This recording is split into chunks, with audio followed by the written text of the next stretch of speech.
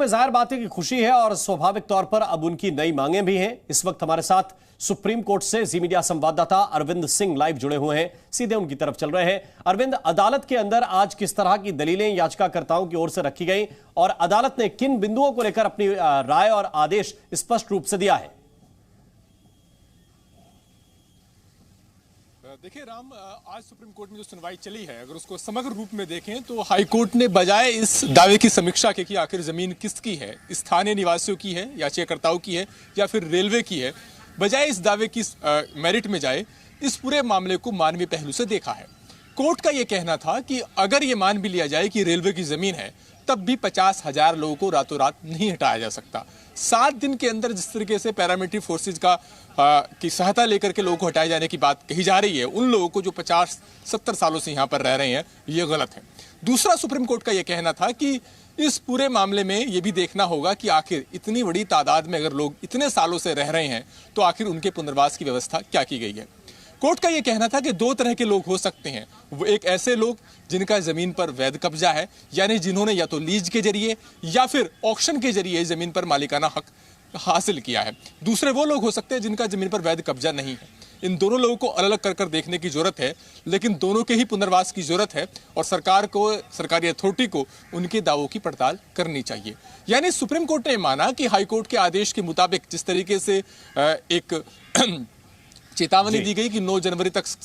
घर खाली कर ले, अन्यथा 10 जनवरी से एक्शन शुरू हो जाएगा, उससे सुप्रीम कोर्ट कम से कम इत्तेफाक नहीं रख रहा था। और यही वजह है कि सुप्रीम कोर्ट ने नोटिस जारी किया है और इस मामले में 7 जनवरी को अगली सुनवाई होगी, 7 फरवरी को अगली सुनवाई होगी। दूसरी महत्वपूर्ण बात यह कि सुनवाई के दौरान रेलवे की तरफ से एएसजी ऐश्वर्या भाटी ने कहा कि चूंकि सुप्रीम कोर्ट बार बार ये कह रहा था कि पुनर्वास की क्या व्यवस्था है, पुनर्वास की व्यवस्था होनी चाहिए, इतनी बड़ी तादाद में अगर लोगों को वहां से हटाया जा रहा है, तो एएसजी का ये कहना था कि ये लोग पुनर्वास की मांग ही नहीं कर रहे। इनका ये कहना है कि जमीन पर उनका मालिकाना हक है और इस लिहाज से वो वहीं पर रहने के अधिकारी हैं। बहरहाल उनकी तरफ से यह भी कहा गया कि केंद्र और राज्यों की अपनी स्कीम है पुनर्वास को लेकर के और ये चाहे तो लोग उसके लिए आवेदन कर सकते हैं। लेकिन सुप्रीम कोर्ट ने कहीं ना कहीं इस पूरे मामले को मानवीय पहलू से देखा और ये कहा कि इतनी बड़ी तादाद में 50,000 लोगों को इतनी जल्दी ऐसे घरों से नहीं हटाया जा सकता। एक व्यवहारिक समाधान की तरफ सरकार को इस मसले का देखना चाहिए।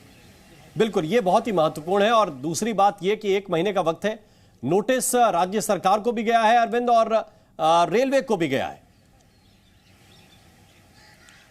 बिल्कुल,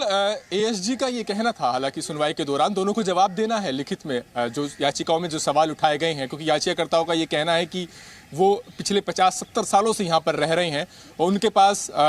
जो म्यूनिसिपल के जो रिकॉर्ड्स हैं उनमें उनका नाम दर्ज है, हाउस टैक्स वो अदा कर रहे हैं। इसके अलावा उनका ये भी कहना है कि यहाँ पर सामुदायिक भवन है, सरकारी स्कूल हैं और उनके जो घरों को सरकारी तौर पर मान्यता मिलने के बाद ही उनको आधार कार्ड और दूसरे पहचान पत्र हासिल हुए हैं। तो याचिकाओं में जो उनके दावे हैं उस पर राज्य सरकार को और रेलवे को जवाब देना है। लेकिन सुनवाई के दौरान एएसजी ने साफ किया था कि राज्य सरकार और रेलवे दोनों इस बात को लेकर के एकमत है कि ये जमीन जो है वो रेलवे की है और जमीन पर जो लोग फिलहाल रह रहे हैं उनका ये अवैध कब्जा है। तो ये एएसजी ने हालांकि साफ किया था, लेकिन याचिकाओं में जो कुछ आपत्तियां उठाई गई हैं और आखिर सरकार के पास पुनर्वास की क्या व्यवस्था है, क्या व्यवहारिक समाधान हो सकता है, इन तमाम बिंदुओं का जो पर आज सुप्रीम कोर्ट ने सवाल उठाया है, उन तमाम बिंदुओं पर अब राज्य सरकार को और रेलवे को जवाब देना है और 7 फरवरी को इस मामले की सुनवाई होगी। लेकिन जो सबसे बड़ी बात है, अगर सार रूप में देखा जाए तो जो एक बुलडोजर कार्रवाई की जो तलवार लटक रही थी, कम से कम उससे अब कुछ महीनों तक कह सकते हैं आप कि निजात मिल गई है और अब एक लंबा इस मामले को लेकर के सुप्रीम कोर्ट में सुनवाई चलेगी। आगे कोर्ट राज्य सरकारों के जवाब पर विचार करेगा, उसके बाद दलीलों का जो दौर है वो कोर्ट बिल्कुल जारी रहेगा। क्या मोटे तौर पर यह राज्य सरकार को बताना होगा कि अगर वो ये मानते हैं कि जमीन रेलवे की है तो यहां पर रजिस्ट्री कैसे होती रही, यहां पर सामुदायिक भवन कैसे बने, यहां पर अगर रेलवे की जमीन है तो सरकारी स्कूल कैसे खोल दिए गए, ये मोटा मोटा जवाब देना पड़ेगा कि बिजली के कनेक्शन कैसे दिए गए, पानी के कनेक्शन कैसे दिए गए, सड़कें कैसे बनाई गई और वहां पर अधिकारियों की तैनाती कैसे होती रही। बिल्कुल, और राम, इसको और सरल तरीके से इस तरीके से भी देखा जा सकता है कि अगर वो लोग जिनका ये कहना है कि